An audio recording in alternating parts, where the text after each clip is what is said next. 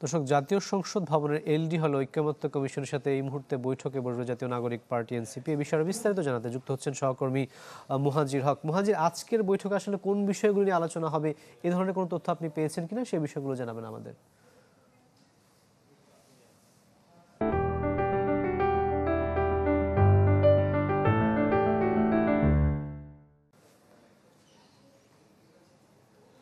রাকিব, জাতীয় ঐকমত্য কমিশনের আজকের এই আলোচনাটার দিকে আসলে রাজনৈতিক অঙ্গন এবং রাজনৈতিক মহল সবাই কিন্তু তাকিয়ে আছে। কারণ আপনি জানেন, অভ্যুত্থান পরবর্তী রাজনৈতিক দল জাতীয় নাগরিক পার্টি এনসিপি তারা কিন্তু এই জুলাই সনদে স্বাক্ষর করেনি, যে কারণে তাদের এই স্বাক্ষর করাকে কেন্দ্র করে আবারও তারা ঐকমত্য কমিশনের সাথে বসছেন এবং আলোচনায় আজ অংশ নিচ্ছেন।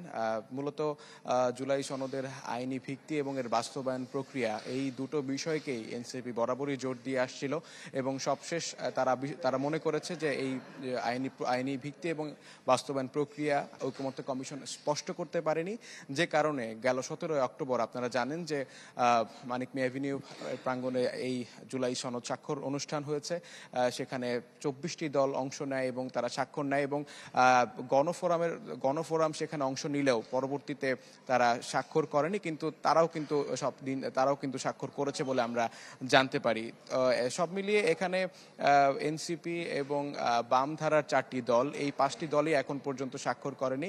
সে কারণে বলাই যাচ্ছে যে আজকে হয়তো বা আইনি ভিত্তি এবং এর বাস্তবায়ন প্রক্রিয়া নিয়ে এনসিপিকে আরেকটু ধারণা দেওয়া হবে, বিষয়গুলো স্পষ্ট করা হবে এবং এরপর তারা আসলে জুলাই সনদে স্বাক্ষর করবে কিনা সেটা কিন্তু জানা যাবে।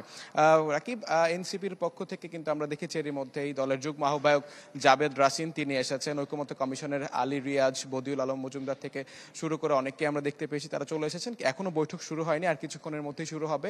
এনসিপি সদস্য সচিব আক্তার হোসেন, সারোয়ার তুষার যুগ্ম আহ্বায়ক, তারাও আসবেন বলে আমরা জানতে পেরেছি। আর কিছুক্ষণের মধ্যেই বৈঠক শুরু হবে, আর বৈঠক শুরু হলেই আমরা হয়তো বা আরো বিস্তারিত জানতে পারবো। রাকিব। মুহাজির, আপনাকে ধন্যবাদ আমাদের সাথে যুক্ত হওয়ার জন্য। দর্শক, জাতীয় ঐক্যমত্য কমিশনের সাথে এনসিপির বৈঠকের বিষয়ে সবশেষ তথ্য জানাচ্ছিলেন সহকর্মী মুহাজির হক।